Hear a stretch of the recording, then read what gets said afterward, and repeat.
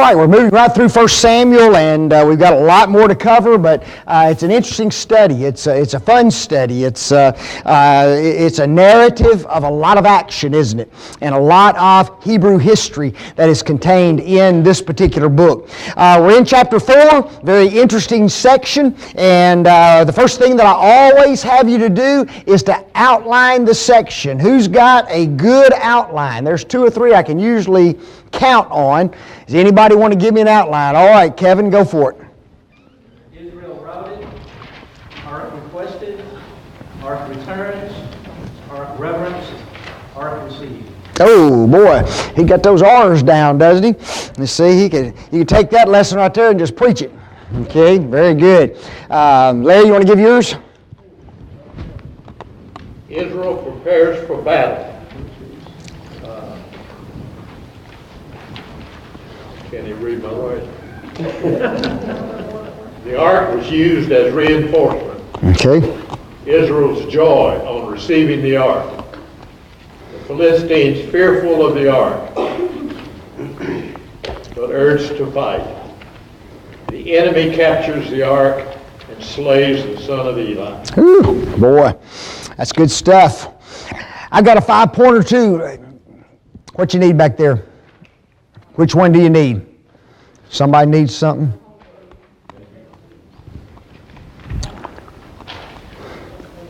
All right. I just put these 5 points down. The initial battle with the Philistines. The ignorant plan of the Israelites. The ignited joy of the Israelites. The intense concern of the Philistines, and the injurious defeat of Israel. There's mine. So I love to hear others get theirs, and boy, Kevin's got one that you can just preach, boy. I mean, it's just so simple. All you got to do is remember 5 words, and you can just preach that thing. Who are the Philistines? The Bible says this, now Israel went out against the Philistines to battle. Who are these people? Okay, God one says they are the enemies of God's people. But who are they? They are enemies. Michael? Descendants of Mizraim, who immigrated from Caphtor to western seacoast of Canaan. Okay, descendants of Mizraim. Let's go back a little bit further.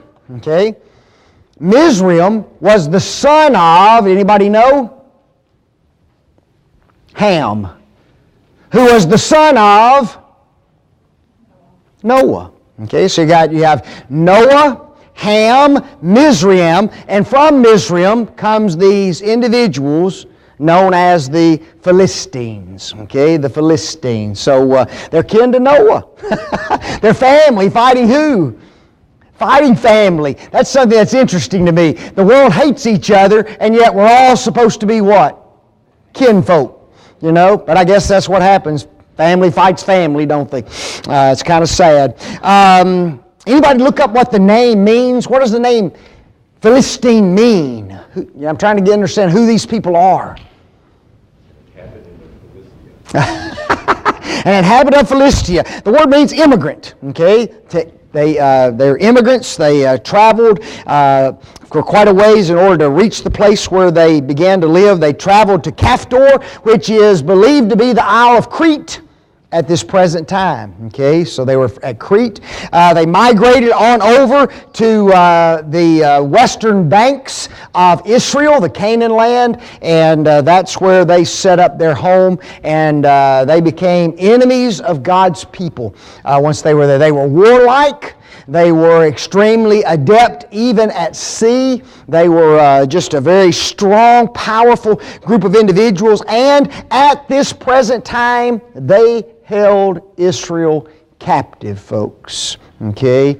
Or at least they had held Israel captive. It's the days of Eli, and it may have been Eli who had freed them from that bondage, and now they're making a press again, aren't they? They're coming back for more war against Israel. So there's a little bit of history about these individuals. Where did the 2 opposing forces pitch their camps? Israel where? Ebenezer. Okay. Where did the Philistines pitch their tent? A fact. Now here's something that's interesting, okay? And you need to understand it.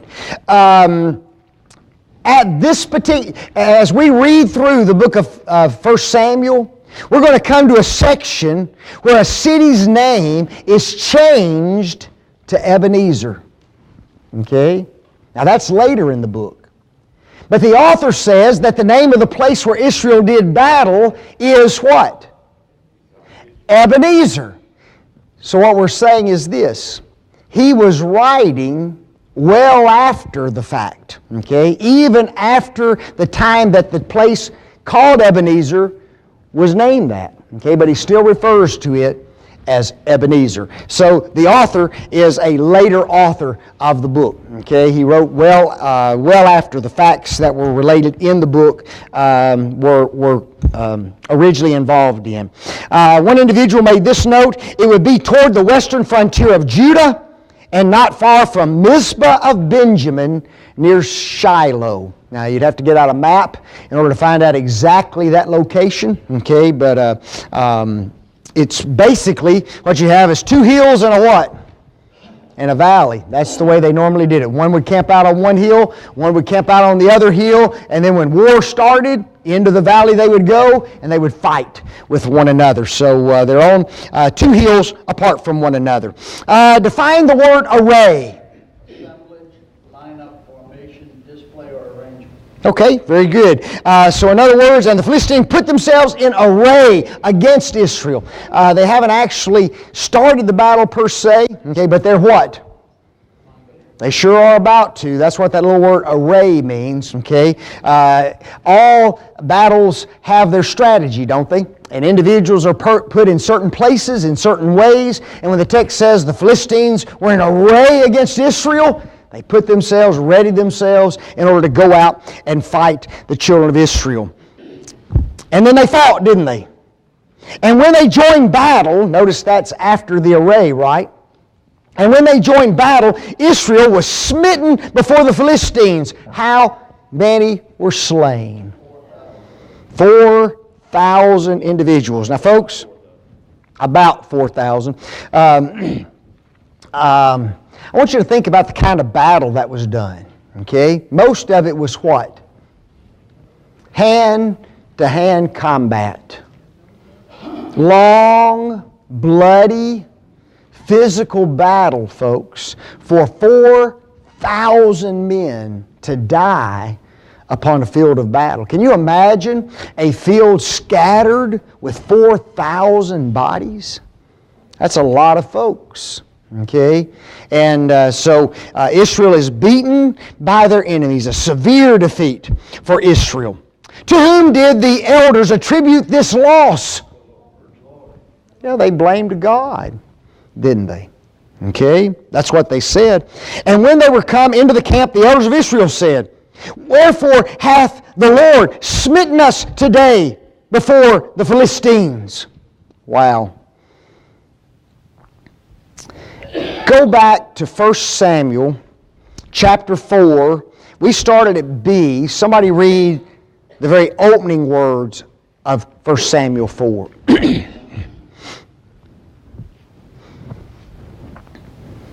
And the word of Samuel came to all Israel. And the word of Samuel came to all Israel. Now, guys, I put that part of the verse on the last section. Okay, some individuals put that part of the verse on this section, indicating that they had gone to the prophet and had asked the prophet, should we go out and do battle?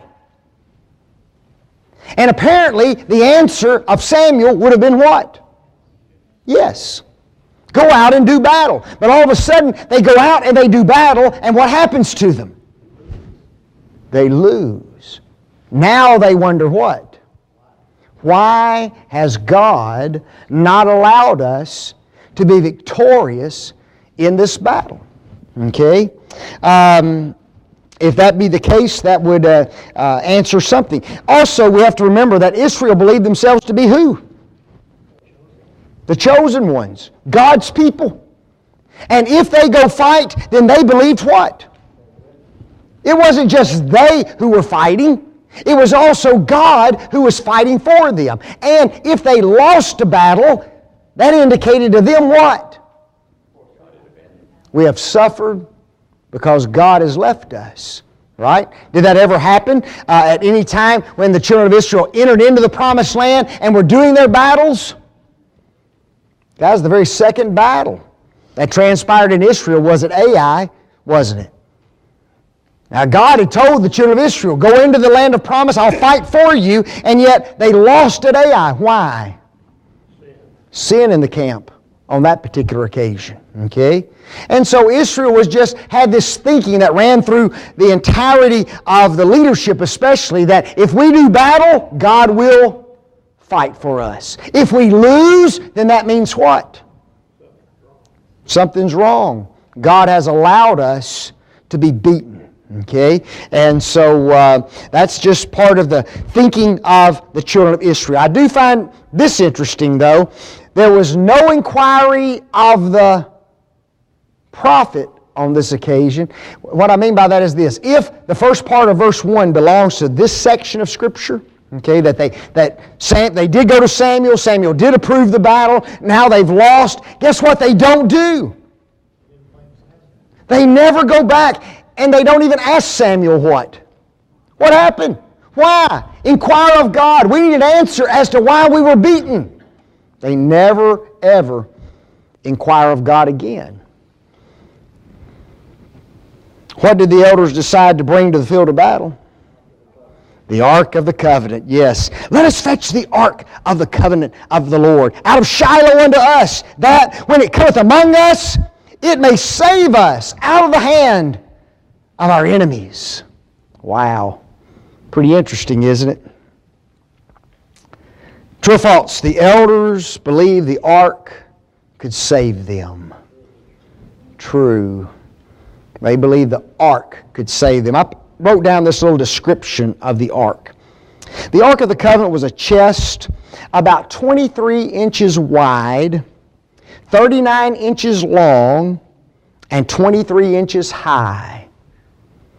It was made of wood and covered inside and out on all sides with gold.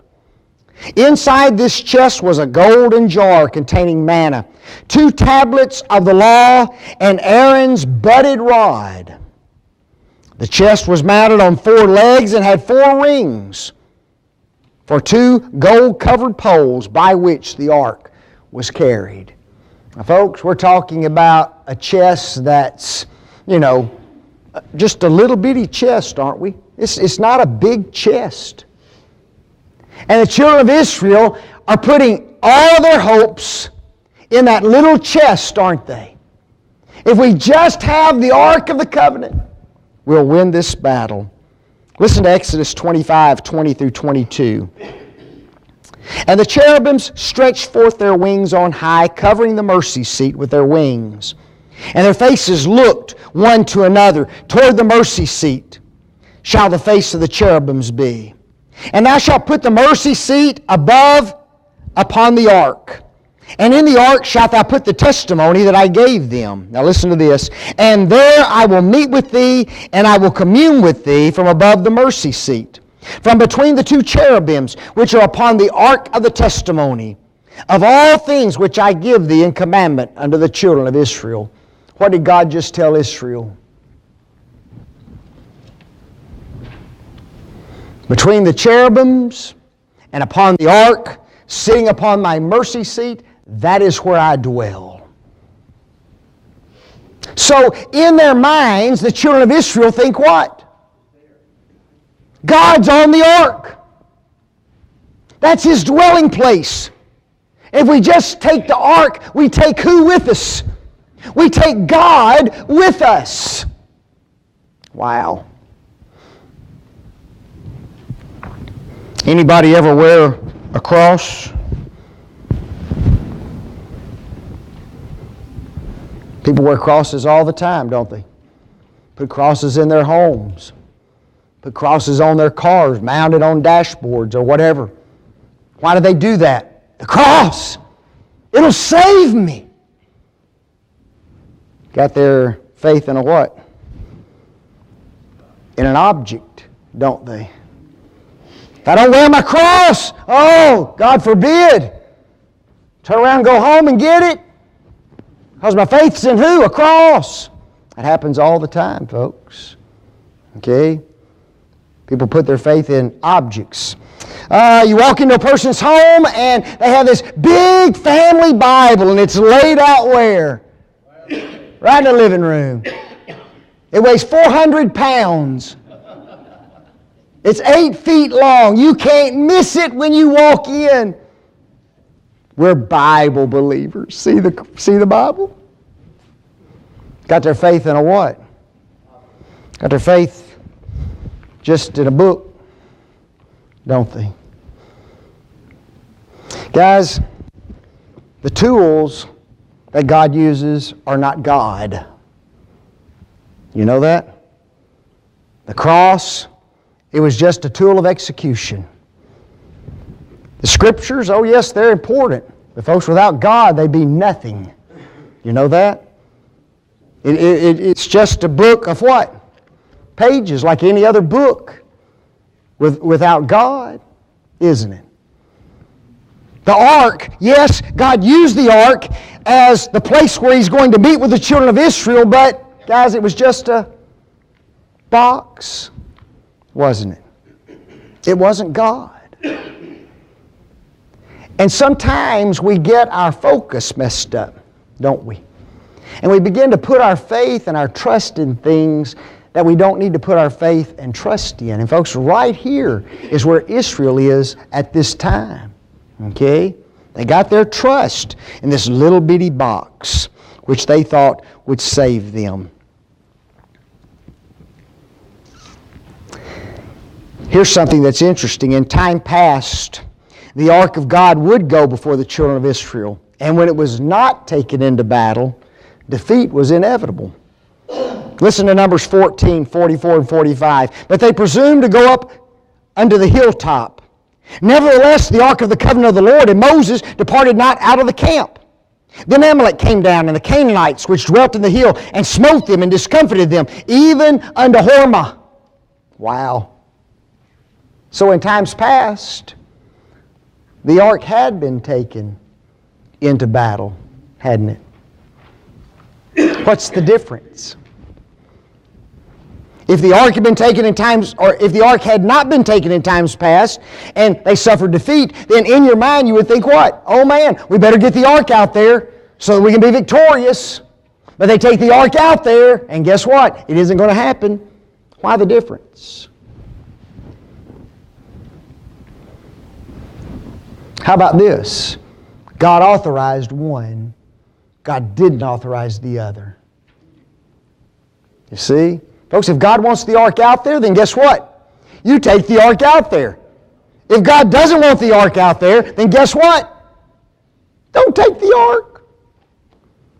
God always gives tests of faith to human beings, doesn't it? Where's your faith? Is your faith going to be in me and what I say, or is it going to be in the ark as that which is victorious?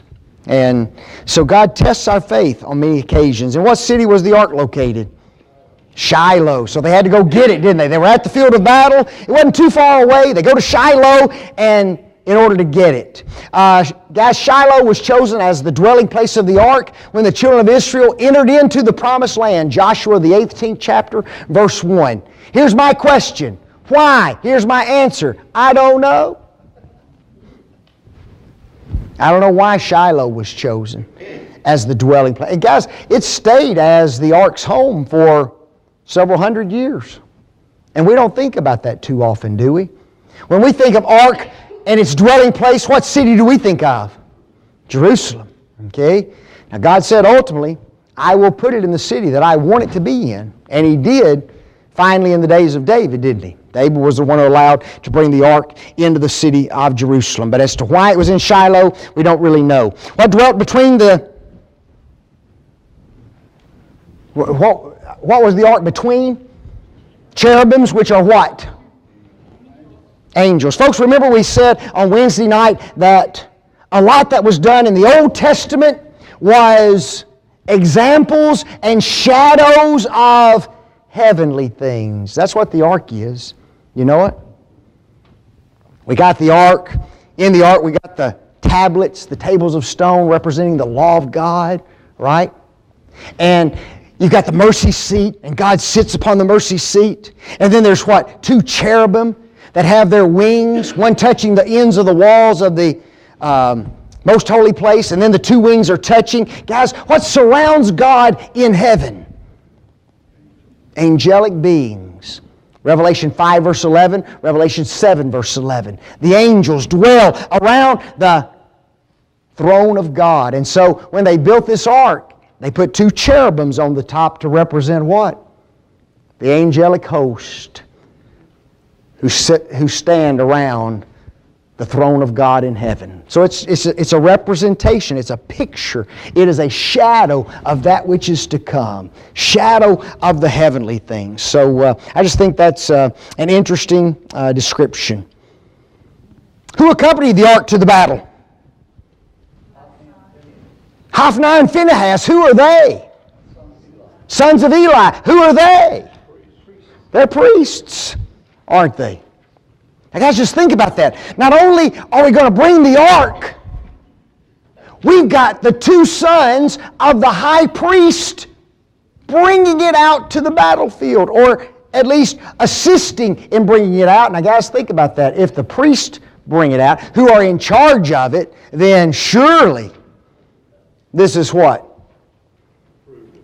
Okay.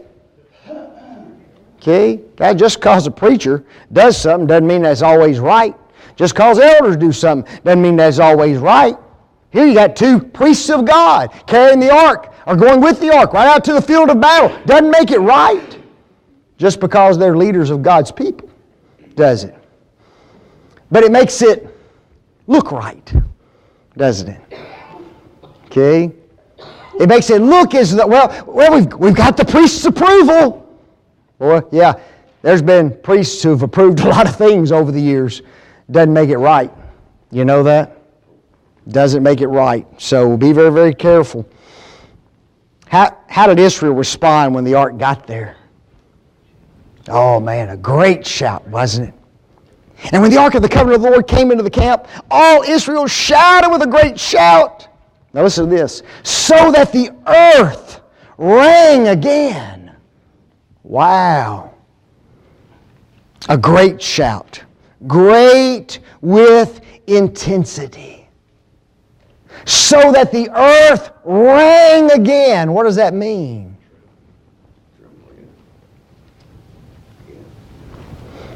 Sounds as though they were in a location where if you shouted loud and high enough, what would happen?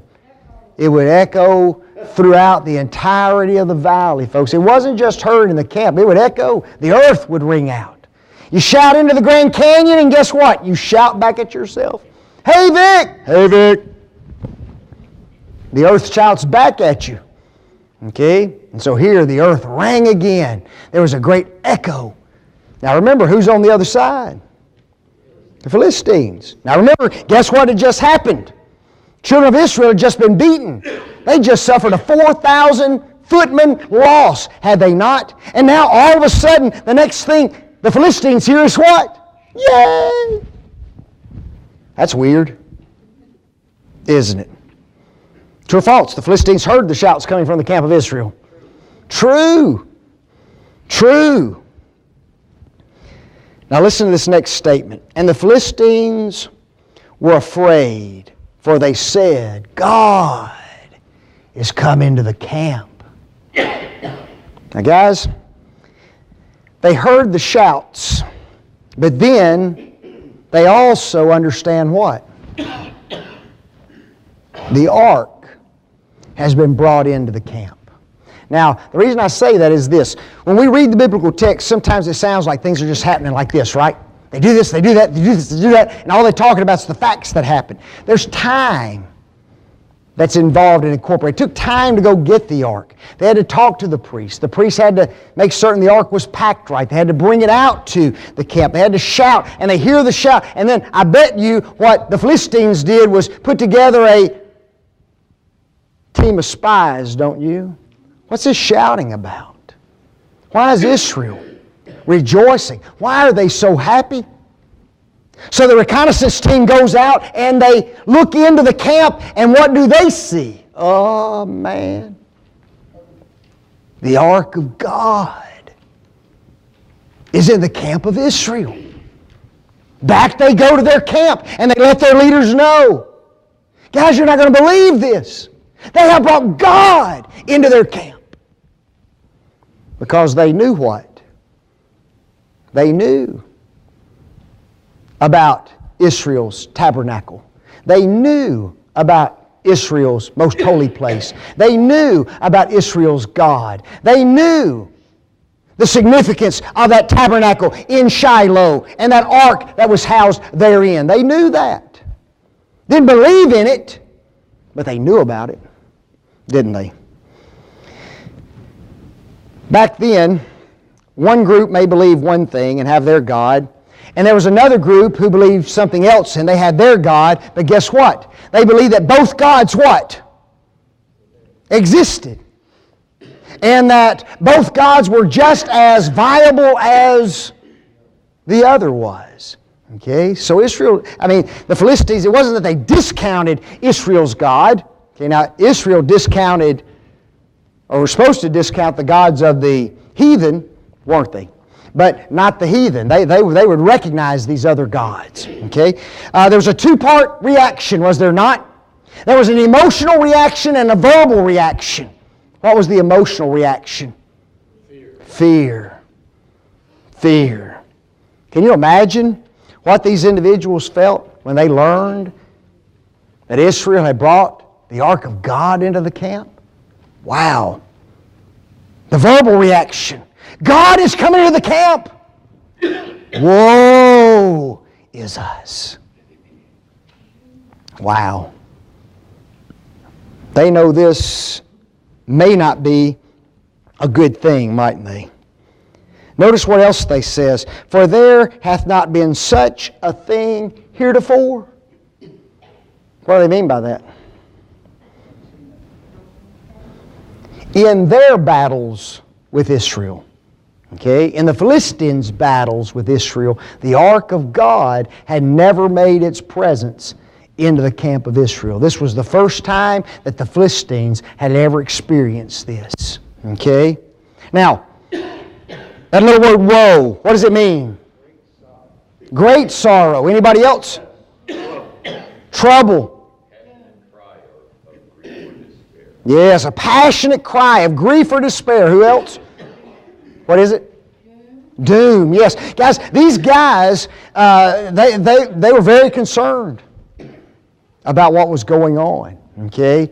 I find it interesting that the cries of Israel turned into joy, and the joy of the Philistines over victory turned into lament, didn't it? All because of a little ark, wasn't it? What did the Philistines know about the power of the God of Israel? Anything? The God that smote the Egyptians with plagues in the wilderness. Woe unto us! Who shall deliver us out of the hand of these mighty gods? These are the gods that smote the Egyptians with all the plagues in the wilderness. Sounds like it was what? Yesterday. Sounds like it was yesterday. Wasn't yesterday. It's over 400 years. Over 400 years. I want you to just sit on that for a while and think about it, munch on it a little bit. Because that's how much time has passed since the children of Israel exited Egypt and are now where they are on the field of battle with the Philistines. And yet the Philistines know what in their mind? This is the God that whooped up on who? Egypt. How'd they know that? They've been taught that. 400 years, the victory of Israel over Egypt was taught to the enemies of God's people. Just like Brett said, it was ingrained in these individuals. The God of Israel is a fearsome force to take on. And they knew that. Had Egypt been completely annihilated by the children of Israel? Have they been completely annihilated? Absolutely. Guys, I'm talking about 10 plagues and then the total army destroyed where? In the Red Sea. All the firstborn. Now guys, the firstborn are the hope of a nation, aren't they? Usually. All the firstborn gone. I'm talking about complete annihilation. And now the Philistines know they've brought that God where? Into their camp. Or at least that's what they thought, didn't they? Scary. True or false? The Philistines fled the field of battle when they heard about the ark. False. Uh-oh. False. I don't know about you. I'd have been thinking about running. Okay? I'm just telling you the truth. Okay? First time ever this has happened, they brought the ark into the camp of God. We know exactly the kind of power that we're dealing with. And guess what? We just whooped them, but guess what? We about to get what? We about to get whooped. This kid, thinking about running. Not the Philistines. What did I tell you before? They're a what? They're a warrior nation. Okay? They are a warlike nation. Be strong and quit yourselves like men. Quit yourselves like men and fight. Folks, they didn't shy away from the battle. Were they scared? The Bible says they were afraid. But they didn't shy away from the battle. Guess what that is? That's courage. Courage. I wrote a post there in 2 Corinthians 16, or 13, 16. The text says this: quit yourselves like men. And I wrote a text not long ago on Facebook talking about how now that is not politically correct. Okay? Quit yourselves like men. As if men have qualities that women don't. Well, guess what? They do. Quit yourselves like men. That little word quit, what does it mean? Anybody? Quit means to leave, vacate, or exit. Okay. I have a rise or stand. Strong says it means this: to be or become. Brown Driver and Briggs says to be, to become, to come into being. Quit yourselves like who? Men. Become men. Anybody ever watched the movies The 300? About the Spartans? Let me tell you something, guys. You're talking about some fierce warriors. That's what they were. And guess what men do? Men fight. Men don't run. Men stand and fight. It used to be the way that individuals looked upon men, isn't it? Men possess courage. Oh yes, they may be fearful, but they overcome fear with courage. And that's what the Philistines exhort their armies to do. Quit yourselves like men and fight. Did it work? It worked, didn't it? It worked. Wow. What motivated the Philistines to fight? There you go. That ye be not servants unto the Hebrews as they have been to you. Guys, who wants to be enslaved to another nation? It's not a good status, is it? You know, these individuals were strong, they were warriors, they were powerful, they were world rulers, they were world powers, they were respected. And if we let Israel beat us today, then guess what we're going to be? Just slaves. Boys, do you want to be slaves? No, then quit yourselves like who? Like men and fight. Wow. True or false? The ark saved Israel that day on the field of battle. False. And the Philistines fought. And Israel was smitten. And they fled every man into his tent. And there was a great slaughter, for there fell of Israel 30,000 footmen. Man. It's described as a what kind of a slaughter? Great slaughter. A while ago, that word was used again. Remember that great shout? Now it's a great slaughter, great in intensity, great, large in number, great in any sense. Guys, now there's not 4,000 bodies scattered on the battlefield. Now there's 34,000 bodies scattered on the battlefield. I can't even think in terms of 30,000 people. Can you? And guess what the text says nothing about? Philistines. No number of Philistines. Isn't that interesting? Just must not have been, I agree, must not have been many or any. It's unbelievable. 30,000. What were two other things that happened in the battle between Israel and the Philistines? The ark was taken and Eli's two sons were killed. Ah, yes, the ark was taken. Now, can you imagine being the Philistines and getting your hands on that little ark? Hot dog. Right? We just stole the power of God from Israel, didn't we? And then, who gets killed? Hophni and Phinehas, the two sons of Eli. Is that very important? Why is that important? Because God said that I'm going to give you a sign, Eli. I'm going to give you a sign that I'm going to judge your house. And the sign that I'm going to give you is this. In one day, both of your sons will die in battle. Hophni and Phinehas. Folks, they're dead. God just gave Eli a sign. The sign was fulfilled. He named their names, and the very boys he named were now dead on the field of battle.